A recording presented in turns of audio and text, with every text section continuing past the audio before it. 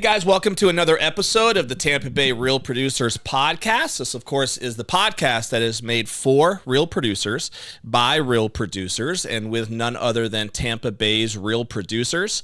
We are also powered by Top Producers Nation.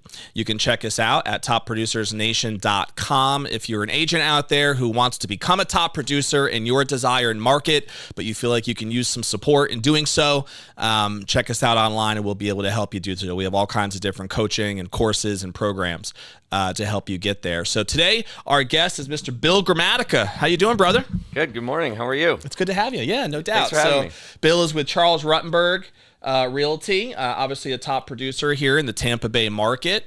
Did over $18 million in volume as a sole producer. I think you said this year is already beaten that. You're over 25 so far this year. So you're going to be seeing Bill featured in Tampa Bay Real Producers Magazine coming up shortly. I think he's scheduled for our November release. So we had him on the show a little early. So that's good. We just couldn't wait. Couldn't wait to get Bill here. Glad to be here. And talk to him a little bit. So if you're a Tampa Bay native, you probably are familiar with his last name. Gramatica is well known in the Tampa Bay area. Well, if you're a football fan, I guess. His brother Martin was a kicker for how long? How long was he a kicker for Tampa? Do you know? I think 6 years in Tampa. 6 years in Tampa. 12 years overall. 12 years total. And Bill was also a kicker, kicked for the Cardinals. Were there other teams involved too? Briefly with the Giants for a year. And Okay. then I felt like a substitute teacher 1 week with the Dolphins. When their kicker got hurt, I went in and Stepped in for a game. him, and then that was it. And then he healed, and then I was... That was it, huh? Back to work. So we'll talk about Bill's journey here and how he got licensed, of course. But let's start a little bit with your background. Did you guys grow up in this market? If not, how did you find your way to Tampa Bay? Well, originally, our family's from Argentina, so came to the United States in 1984. Okay. And then... What brought you to the States? Well, my parents, Argentina was in a pretty tough economic situation, and so they wanted kind of a opportunity for us. And, so my parents came and started in Miami, moved around a few times, and then kind of chose Tampa when Coach Levitt became the head coach at the University of South Florida. Okay. I started my career at Florida State my freshman year and then transferred to South Florida to play for Coach Levitt in Tampa. And just absolutely love it here. The weather, the people. You can't go wrong. There's no better place to live anywhere. You can't go than wrong with Tampa Bay. So were you an athlete in Argentina? Yeah, so we were soccer players. You were? And Yep. then, basically went to high school in LaBelle near Fort Myers. Played soccer down there in Fort Myers. And then once we got to high school, the previous kicker was a fullback that just kicked straight on. And then our high school coach was like, you guys are the only two soccer players in LaBelle. He's like, we need you to kick footballs. We didn't know anything about football. Wow. So at first we were reluctant to do it, but then, after talking to a lot of Did you find it easy right away? Was it a natural transition? I felt like it was easier back then because I didn't know what the pressures of kicking field goals or the rules or anything. A little different when you're in the NFL game in the fourth quarter. Then we realized how important the kicker was, and now the pressure started coming on. But it was great. We kicked a couple years in high school, and then we all ended up with scholarships to go to play in college. So nice. It really wasn't in our plans growing up. Soccer was always in our plans, and got to kind of move and kind of adapt and. Once we started playing football, though, there was no looking back. Really did you get drafted as a kicker? Is that how it worked out with you? Yeah, luckily I got drafted in the 4th round to Arizona. Okay. So, what year was that? 2001. Okay. Yeah. And you kicked for them for 3 years? 3 years. Gotcha. Yeah. So in those years of being a professional kicker, obviously we can talk about all the pressures that I'm assuming you would have faced when the game's on the line. Do you remember off the top of your head like specific moments where it was like the pressure-packed moment? Is there a game that sticks out to you in your mind? Or yeah, a few games where you have to,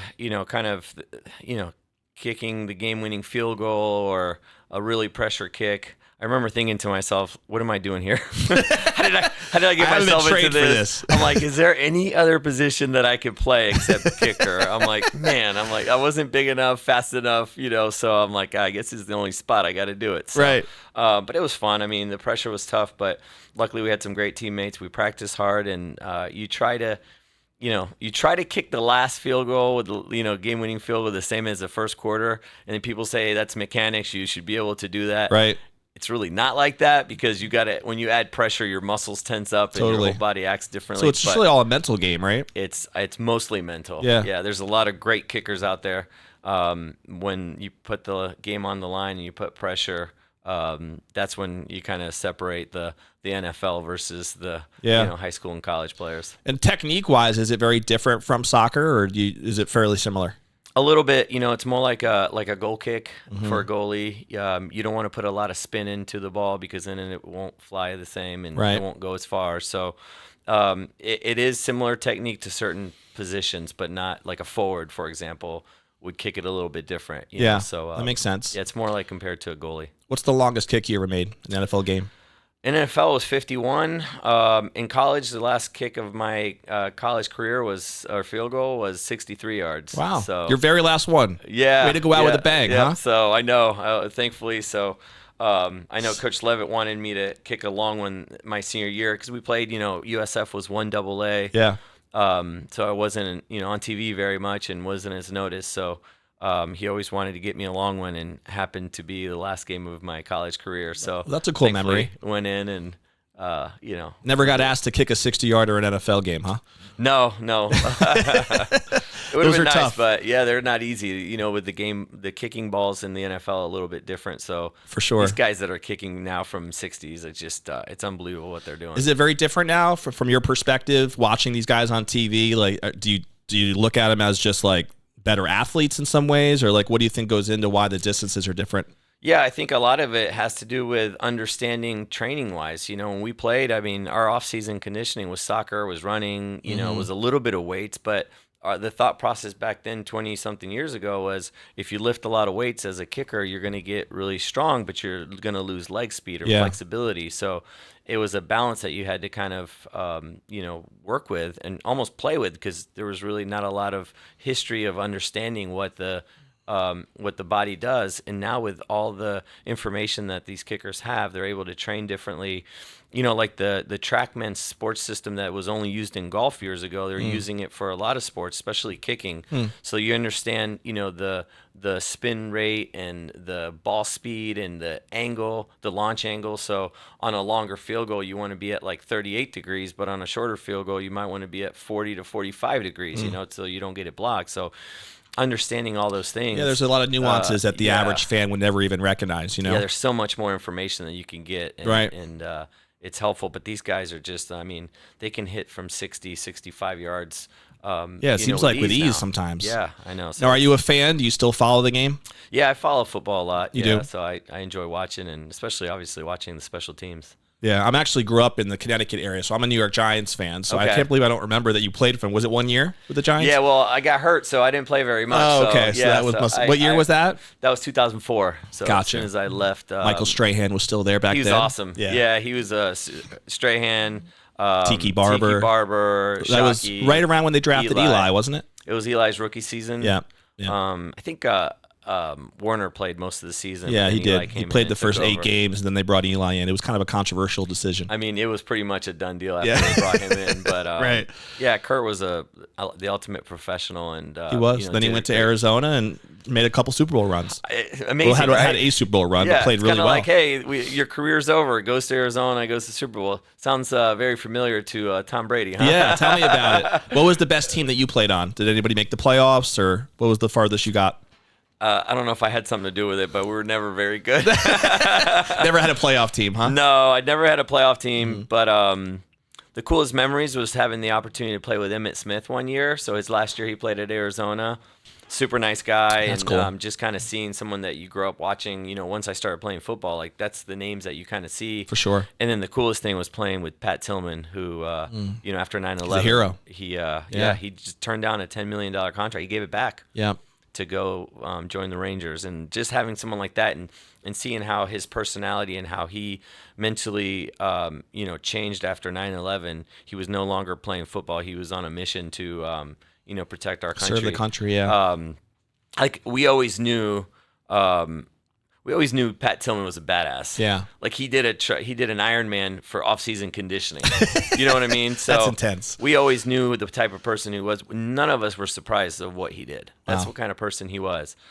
but getting the opportunity to play with him. And one thing he told me one time, we were going to a charity event. He said, man, he's like, football is a lot of ups and downs. He's like, you could be in the highest of highs and the lowest of lows. He's like, the main thing is to try to stay level-headed. Yeah. And he used to come to practice in a white T-shirt, jeans, and flip-flops. Drove like a 15, 20-year-old Jeep Cherokee, and that's what he did. And he had plenty of money, and he's like, nope, just an everyday guy, huh? Everyday guy. So that's cool. We loved him, and so none of us Yeah, I can imagine were with all the athletes that you've had a chance to meet over the years and the experiences that you've had. I mean, we could probably talk about just that for a while on the show. I'm a huge sports fan, so that's why I found it interesting to dive into that. And so it's good to kind of learn a little bit from it. Now, how long was your career again as a whole as a kicker? 4 years. Okay. Yeah, so did you have any interest in real estate? Like during those years, did you have kind of a game plan of what you wanted to do after leaving the NFL, or how did that transition happen? Yeah, so after my rookie season, I still lived in Tampa, so I came down and, in between training, I decided to get my real estate license to just kind of... Oh, so cool. You were licensed while you were kicking. Yeah, so when I got done with my rookie season, like I said, I mean, I think I was a good kicker, but I don't consider myself a great kicker. Mm-hmm. So I knew that, I had to work really hard to... Better than your brother? No, I can't say that, man.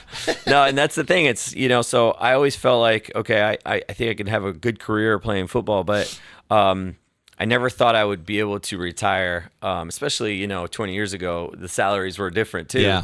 So really enjoyed real estate, got my license after my rookie season, and kind of did mostly investments and, purchased rental properties and stuff like that. Yep.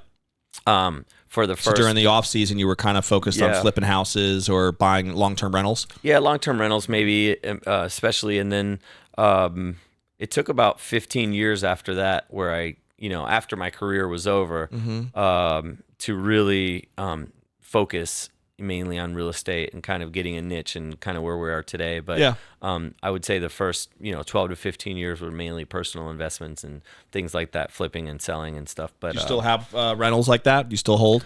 We do. We have some rental properties. We've gotten into the short-term rental. My wife does all the property management on that. Nice. The Airbnb game. Yeah, Airbnb. We do VRBO, and she focuses on more the waterfront properties. So we have a few of those. Yep. And Are they just Tampa Bay, or do you have them all we over? like to stay close because she personally takes care of them, and we maintain them. We do all that, and obviously when they're not rented, we use them. So it's kind of win-win. But it's been a great niche.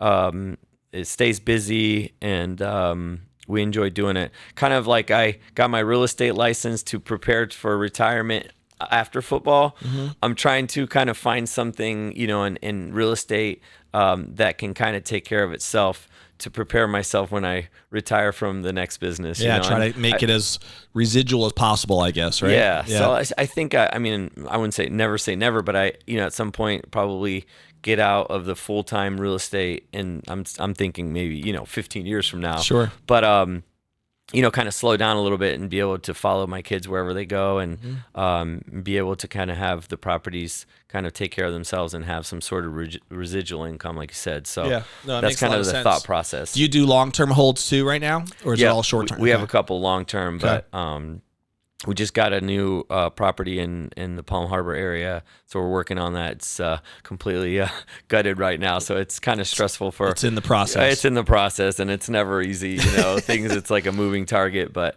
sounds like your wife has an eye for the interior design side, though. I always say, if people have compliments, we say we. Yeah. If people have complaints, I'm like, I have nothing to do with it. It's her. I'm sure she loves that. Well, sometimes, the problem is you got to go home and she's still there. So, yeah, I hear from her when I get back. But, we have a really good team and a great niche. And so we're having a lot of fun doing it. Yeah. So what year was it that you went kind of full time as a residential realtor? I would say like 2017 or so. Okay. Is when we started working with clients and really pushing the her eye for design, even though she wasn't doing it full time at the time.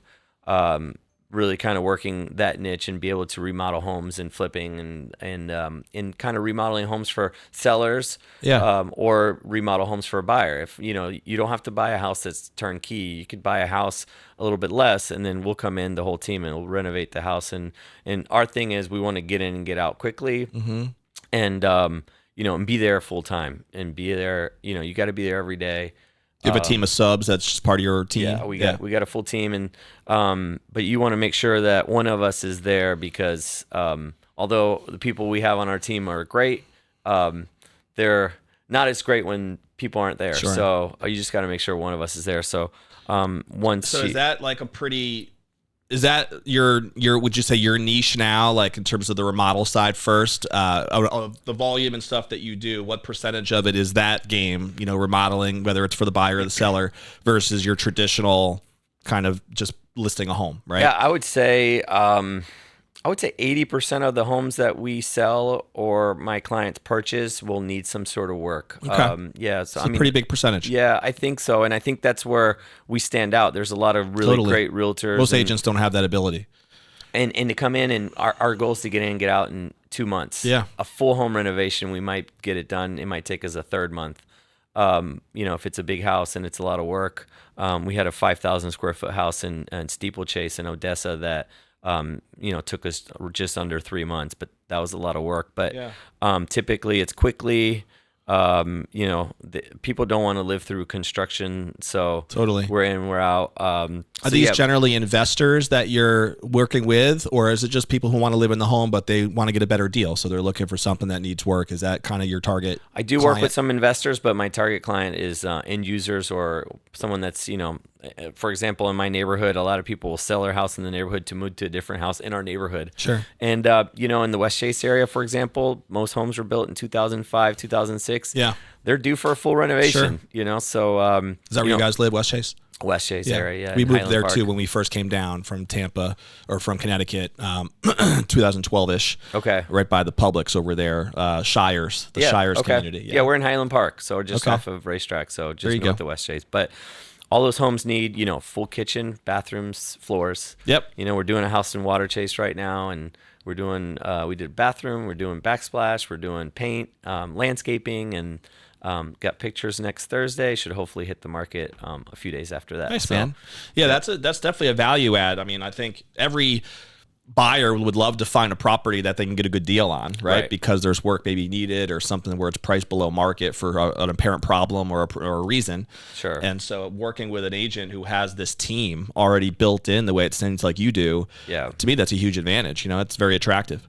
Yeah, it's just having people full time there, and my wife Olga, she comes in and will say, look, this house, and a lot of houses in West Chase, we have similar floor plans. So we say, okay, look, this is the size of the bathroom that you're looking at. Some people don't see how it could look like the after picture. So we'll go back to our portfolio and look for projects or bathrooms that look identical or similar to the one that they're gonna remodel, and be like, this is what yours can look like. That's cool. And we could do a bathroom in 2 weeks, and so.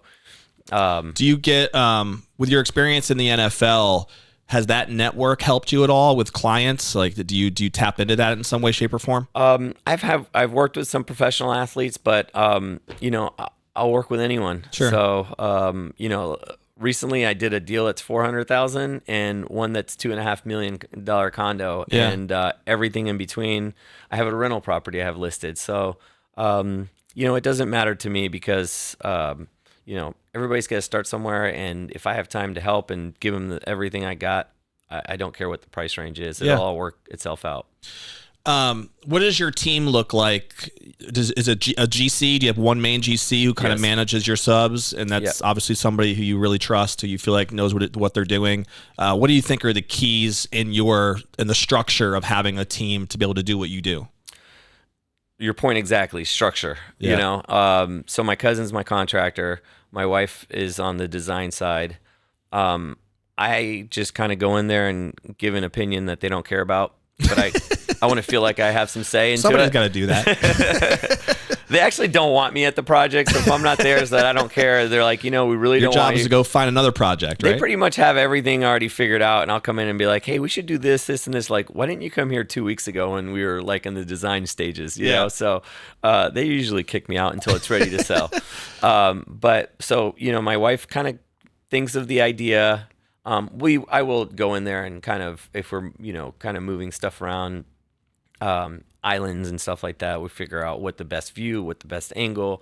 My thought process is, where can I see the TV in the best location, right? And sometimes my Watch wife football on Sundays. Yeah, so she doesn't really watch much TV, and so that's not a priority for her. So if she's turning the island one direction, I'm like, no, because if I'm sitting here, I have to turn my head too much to watch the TV. I think we need to turn the island this way. Right. And so a lot of times she'll understand that, and then That's how a guy would think. Listen, right? Yeah. And then anything that has to do landscaping, outdoor kitchen, I have a lot more pull on that. Yeah.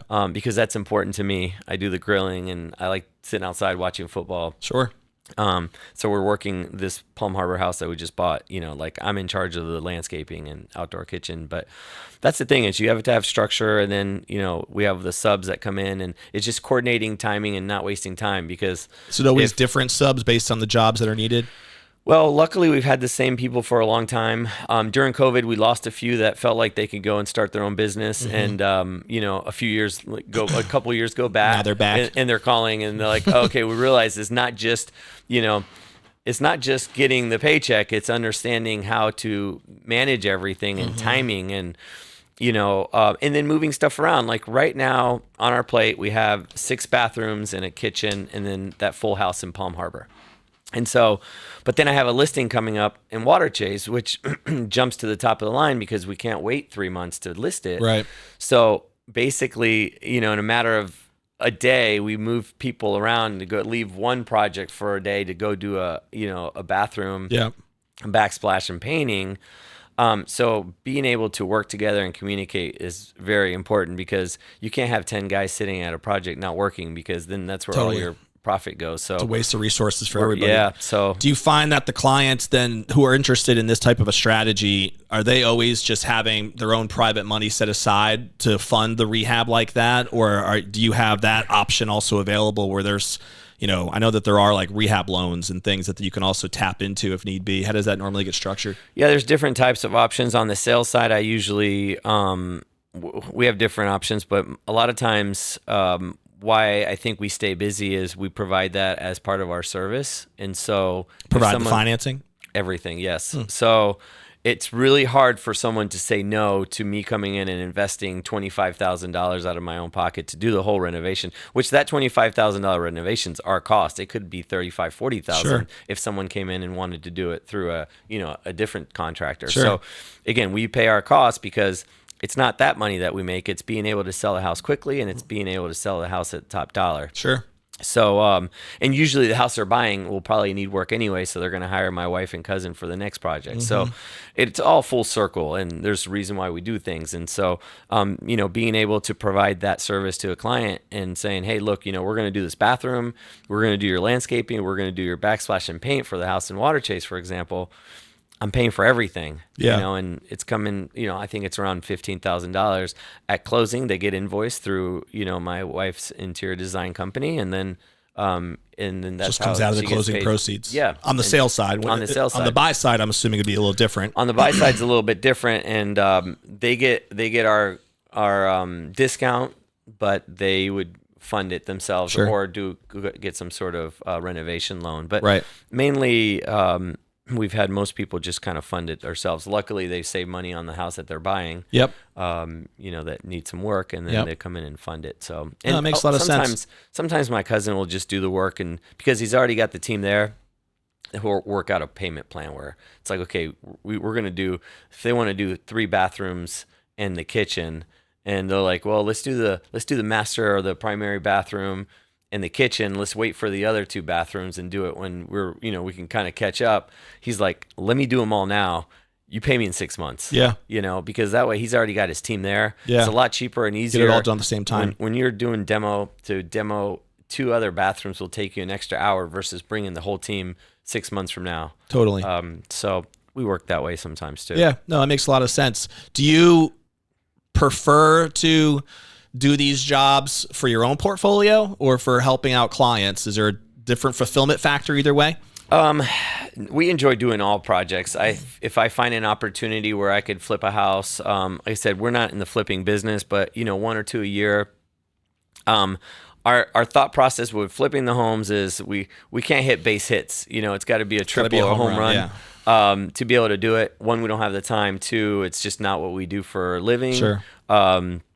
So if we do find that, then we will move forward on that. But I had one that I identified as a really good flip investment property.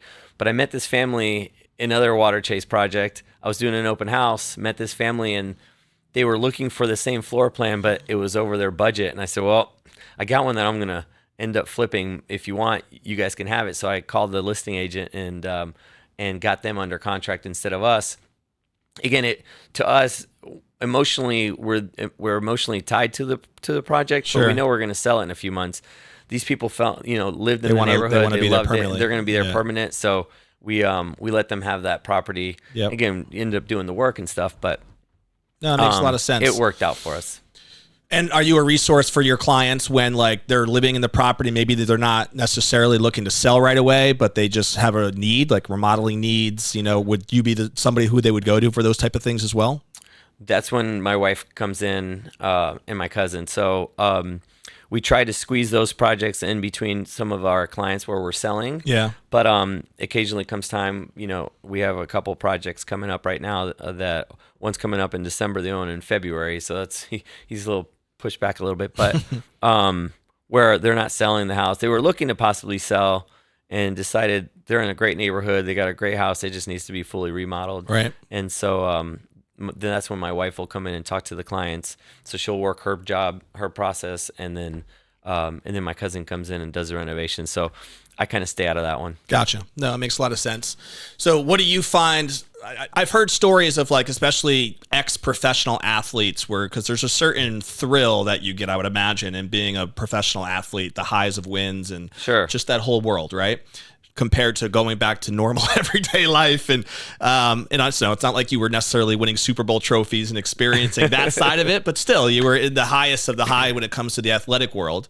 And now, running a very successful business with what you're doing on real estate. Do you miss some of that stuff at times? And has the transition been easy for you and it also fulfilling and exciting at the same time? I don't think it's been easy, but I think it's been extremely fulfilling and exciting because, like I mentioned earlier, I don't think there's one deal that I've done that it hasn't had to be outside the box somehow. Yeah. So very few deals are just like a new construction or a newer home where you come in and the client, falls in love with it. And I had a phone call a few months ago. It was a friend of mine. Had just moved into the house and then decided he wanted to move down downtown St. Pete. He went to an open house. I was at a kid's birthday party and I got a call and he said, hey, I need you to do me a favor. He's like, I just went to an open house. I need you to write me a cash offer, $1.3 million, close in a month.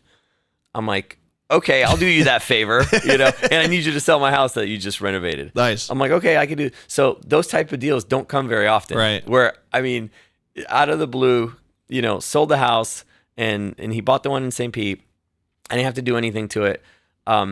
That's great, and I'll take those all day long. But most of the projects that we work on, and I feel like that's why we get the clients we do. Requires some real sweat equity, huh? So it's outside the box. It's, okay, what do we do? What do we renovate? Do we tear down the kitchen? A lot of the islands have the 2-step islands, so we want to level it to one level, and lighting, under cabinet lighting, that kind of stuff. And the fact that you can do these jobs, I think you said on average in less than 2 months. That's pretty good. Yes, yeah. I've done a little bit of house flipping just as a partner in investment world. And, if you can get it under 2 months, you're pretty happy about that. A lot of the things take 4, 5, 6 months to be able to really turn them around. Yeah, sometimes, and it's gotten a lot better, but permitting has slowed a lot of time. But, and so those projects is when you push them out further. But once we got everything in place and we can start, that's when, if you waste a day, you're wasting a lot of money, especially when you got a bigger team. So For sure. We got to be able to have, everything kind of planned out. Things change. Like I said, the house that we had to go redo or do in water chase so we can list it next week.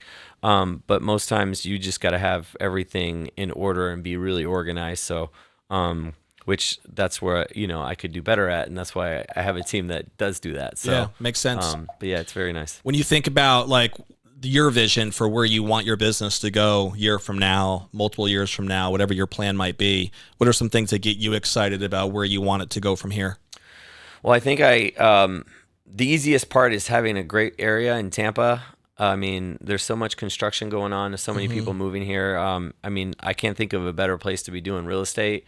I love what I do, and that's what gets me excited is just new projects going on all the time. And, obviously working on the short-term rental and, kind of gaining more properties for the future. But, it's just, I think that we're in a great market. I think that it's still strong. I think that, have you found a question on the short-term rental thing? Have you found that changing at all in terms of the regulatory environment?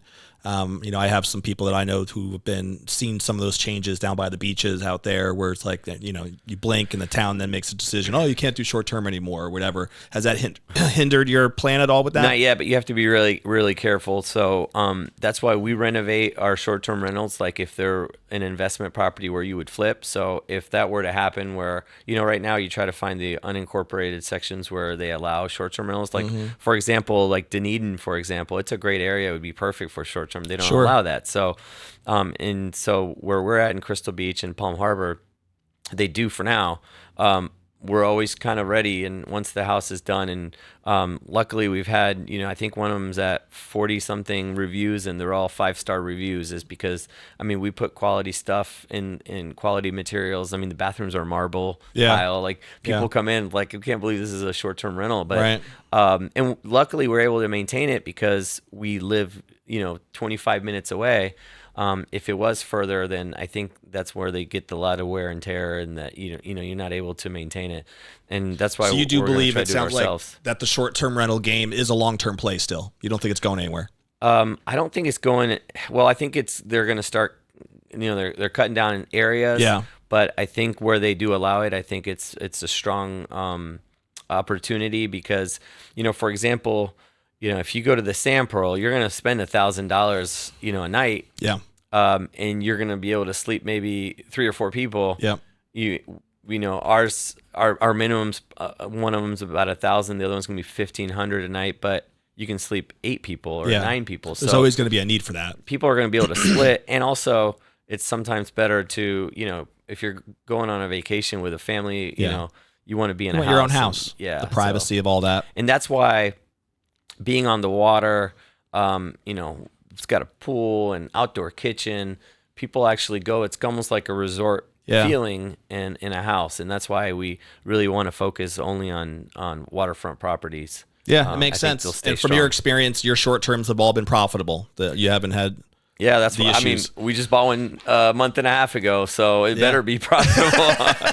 Yeah, the first one did really well, and so we found a good opportunity over there in Indian Bluffs and moved forward on it. So we brought some people on the show. I remember a couple. I don't know if you know Frank Albert at all. He's shout out to Frank. So he runs a brokerage as well, and he personally I think has about 25 short-term rentals. Yeah, I've done some deals with his team, and I've had great experience. So shout out to Frank. No doubt, Frank's a good guy, and his team. Yeah, he's got some great agents over there. They do. And so I know we talked a lot actually on the show about his strategies about short-term rentals and personally his portfolio, what he's built with that. And I think some people on his team might have followed suit in some ways. So yeah, I find that space fascinating because I haven't really gotten into it yet myself, but I see opportunity there.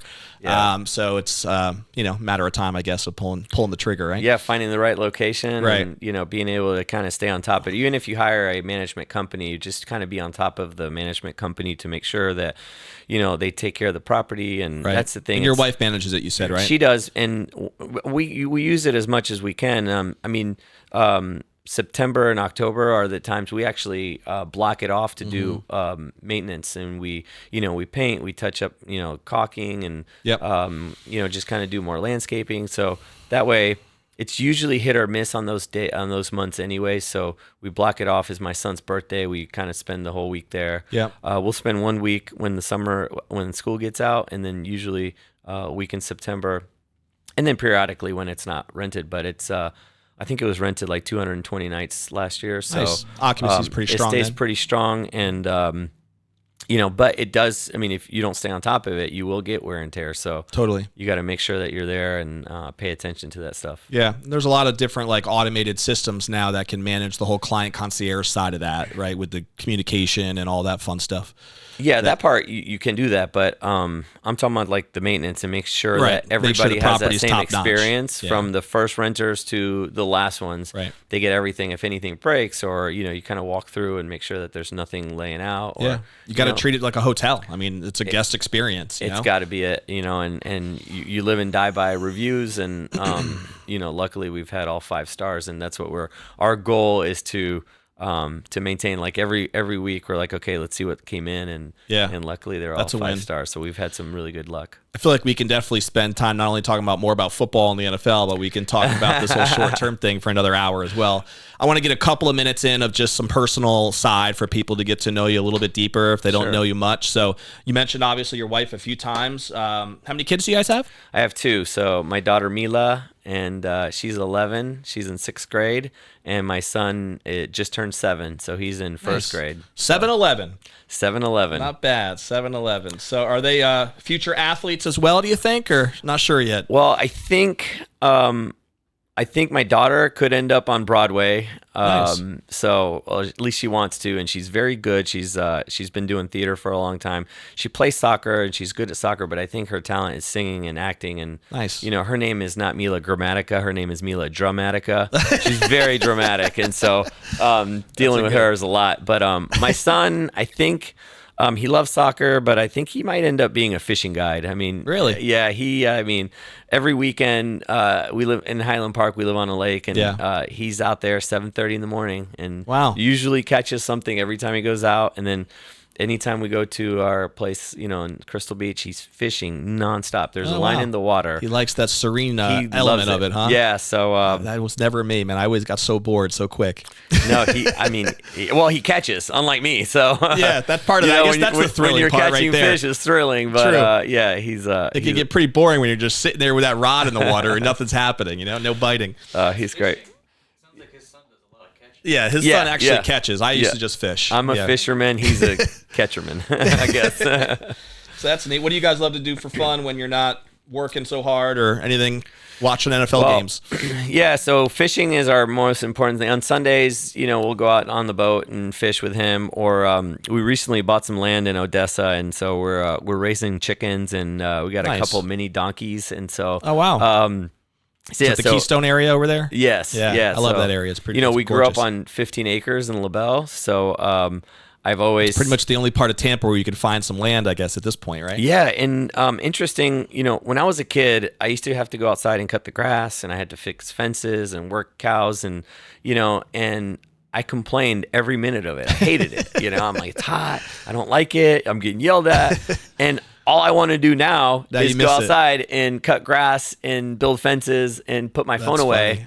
So really all again comes back full circle. And so I'm trying to teach that to my kids and say, do you have enough land that you can still set up like a field goal post back there? Are you practicing your kicking still? Yeah, or what? there's 7 acres out there. So we have plenty of land, but, yeah, so we're out there and, we have 3 chickens that are about a month and a half old. And then we just had 2 hatch last week. Nice. So the kids are all into it. You get your own eggs They now? love it.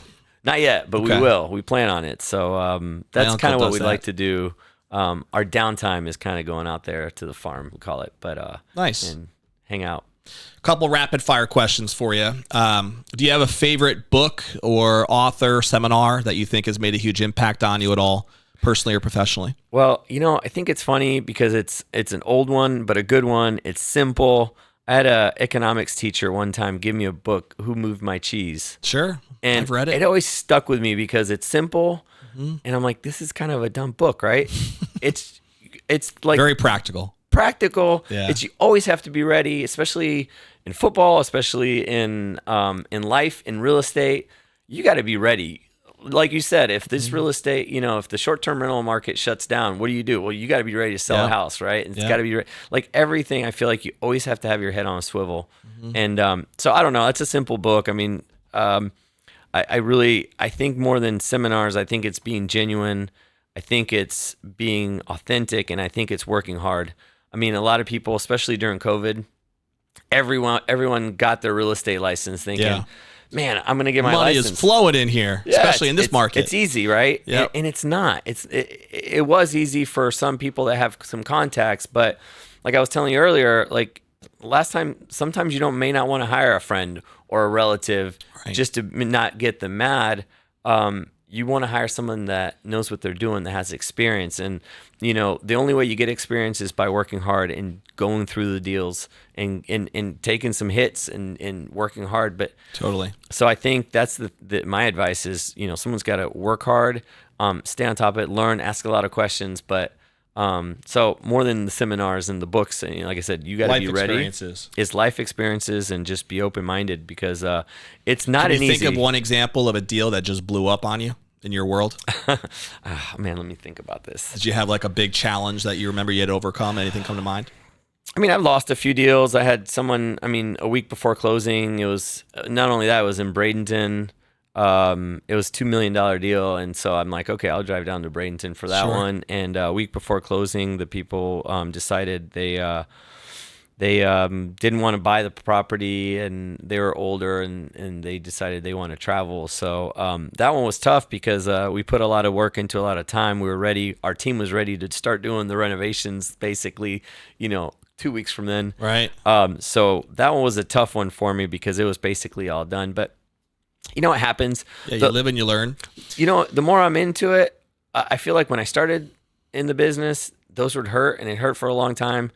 Now I look at it as almost like missing a field goal. Right. And it's going to happen.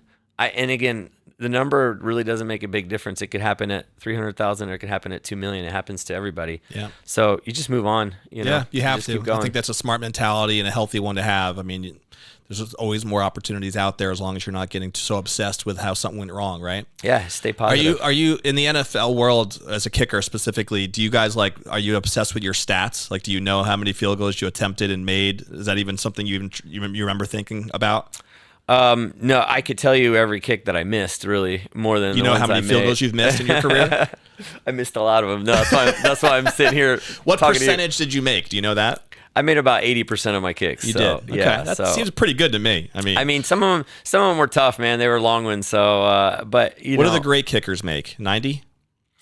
I mean, nowadays they're 95, in their 90s. Justin Tucker's 80 was a good number when I played. Yeah. Yeah. So I look at stats.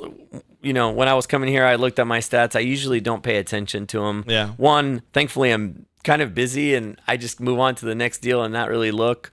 The other day I was talking to one agent, and he's like, you're third in Ruttenberg? And I was like, no, I have no idea. I'm like, I don't even know where to look, but I'll go find it. So, which that was we'll nice. We'll get it up on that Facebook page that we're logging into. Yeah, exactly. So, so I don't dwell on stats, but it's nice. Do you have a favorite team now? Well, I'm always thankful to the Cardinals, because I got drafted by them. But living here, I'm a Bucks fan. Okay, so makes sense. Yeah. So, but you and Martine get to watch the games together every now and again. Well, they work the games. Him and my other brother Santiago. So gotcha. So no, they're working. Too busy on those Sundays. Huh? Yeah. All right. We'll wrap up with this here, Bill. So I always ask what I call the legacy question. As you think back years from now, hopefully, and you're on that rocking chair thinking about your career and your life, what do you think you'd be most want to be remembered for? What type of legacy do you think you'd want to most be remembered for when that time comes? That's a great question. I think I want to be remembered as, most importantly, being a great dad and a great husband and a great person to my family. We work really hard. It's not easy, but it's the most fulfilling thing outside of anything. Nothing can compare. There's not one kick or anything like that.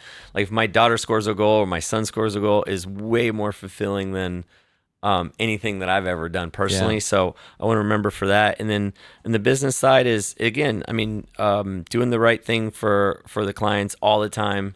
Like they say, do the right thing when no one's watching. Mm-hmm. The house that I sold that I was going to flip and I sold to that family, that was rewarding to me, because they love that house, and I would have flipped it and sold it to someone else. They wanted it for themselves. And yeah.